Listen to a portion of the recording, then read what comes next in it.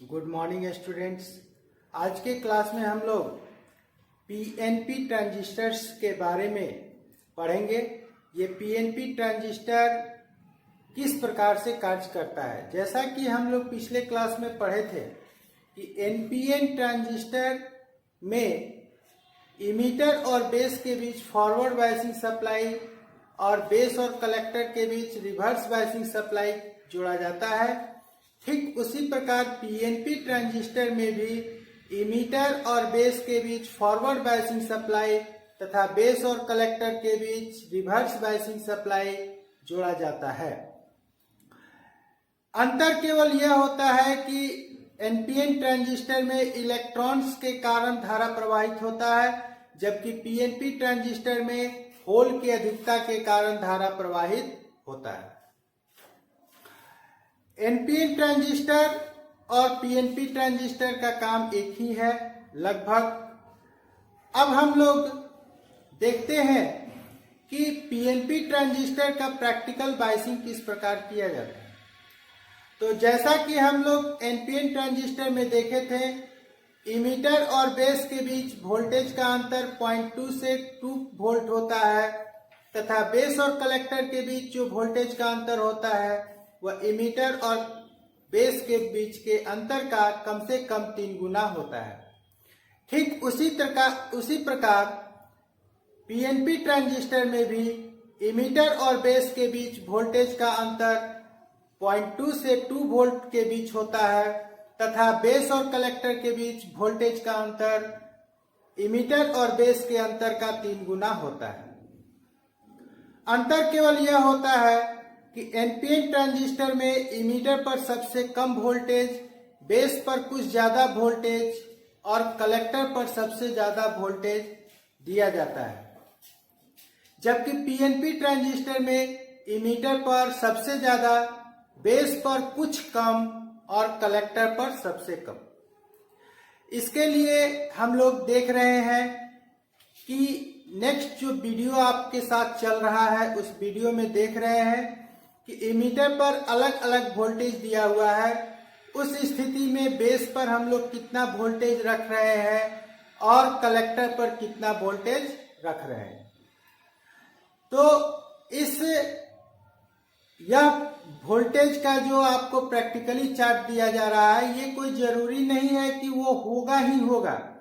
ये आपको एक केवल समझाने के लिए ऐसा किया जा रहा है, दिखाया जा रहा है कि इस प्रकार से अगर आप सर्किट में वोल्टेज को चेक करेंगे तो सर्किट के अनुपस्थिति में हम लोग यह अनुमान 95% लगा सकते हैं कि वो ट्रांजिस्टर का बायसिंग सही है या नहीं है।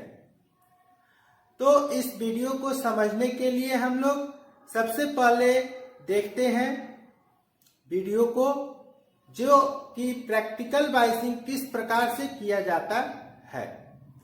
इस ट्रांजिस्टर में भी इमीटर करंट बेस और कलेक्टर करंट के योगफल के बराबर होता है, अर्थात IE = IB + IC। अब हम लोग प्रैक्टिकल बायसिंग के बारे में देखते हैं। जैसा कि यहाँ पर आपको दिखाया हुआ है, एक पीएनपी ट्रांजिस्टर लिया गया है। ये पॉइंट इमीटर का एरो वाला पॉइंट, जैसा कि हम लोग पढ़ चुके हैं, एमीटर को शो करता है। एनपीएन और पीएनपी में अंतर यही होता है कि एनपीएन में एरो बाहर की तरफ निकलता हुआ महसूस होता है और पीएनपी में एरो अंदर की तरफ आता है। जैसा कि यहाँ देख रहे हैं हम लोग कि 6 volt supply, 8 volt supply, 10 volt और 12 वोल्ट सप्लाई दिया हुआ है। ये अलग अलग एक ही ट्रांजिस्टर पर अलग अलग बायसिंग को समझाया गया है। तो अगर 6 वोल्ट सप्लाई हम लोग यहाँ दिए हुए हैं इमीटर पर, तो बेस पर जब भी सप्लाई होगा तो 6 वोल्ट से कम होगा। जैसे मान लेते हैं कि बेस पर हम लोग का वोल्टेज है 4.5 वोल्ट, तो अंतर कितना हो गया 1.5 वोल्ट का, यानी बेस और इमीटर के बीच अंतर हो गया 1.5 वोल्ट का। अब 1.5 का 3 टाइम कम से कम, तो 1.5 का 3 टाइम हो गया 4.5 वोल्ट। तो 4.5 में 4.5 माइनस हुआ, हम लोग का बचा 0 वोल्ट। तो इमीटर पर सबसे ज्यादा, बेस पर कुछ कम और कलेक्टर पर सबसे कम सप्लाई हो गया। अब हम लोग इसी तरह अगर मान लेते हैं कि इमीटर पर 8 वोल्ट सप्लाई है, बेस पर यदि हम लोग 7 वोल्ट सप्लाई रखते हैं, तो दोनों के बीच अंतर हो गया हम लोग का 1 वोल्ट का, और इस अंतर का कम से कम 3 गुना अंतर होगा बेस और कलेक्टर के बीच, यानी 3 वोल्ट। तो 7 में से 3 माइनस करेंगे तो 4 वोल्ट सप्लाई आ गया। इसी प्रकार ठीक हम लोग देखते हैं कि अगर इमीटर पर 10 वोल्ट है और बेस पर हम लोग कितना रख रहे हैं, मान लेते हैं 8.8 रख रहे हैं, तो अंतर हो गया हम लोग का 1.2 वोल्ट का। अब इस 1.2 वोल्ट का 3 टाइम, यानी कि 3.6 वोल्ट अंतर होगा, और इसको जब माइनस करेंगे तो हो जाएगा 5.2 वोल्ट। अब हम लोग देखते हैं कि अगर इमीटर पर 12 वोल्ट सप्लाई है, तो बेस पर जब भी होगा तो 12 से कम होगा।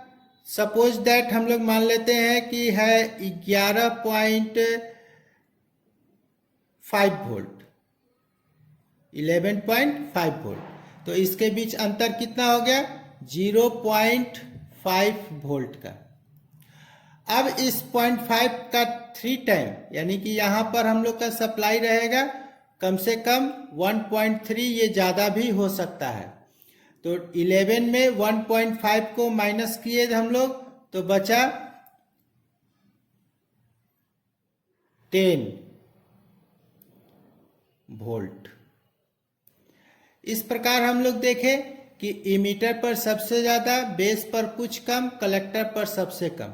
इसी सिद्धांत के अनुसार, इसी प्रिंसिपल के अनुसार हम लोग प्रैक्टिकल सर्किट में देखते हैं कि ट्रांजिस्टर का सप्लाई चेक करते हैं और यह अनुमान लगाते हैं कि वो किस कारण से वहां सप्लाई कम आ रहा है। इस ट्रांजिस्टर में इमीटर पर सबसे ज्यादा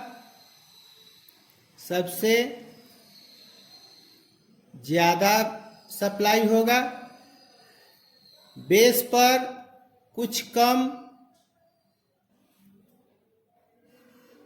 और कलेक्टर पर सबसे कम सप्लाई होगा।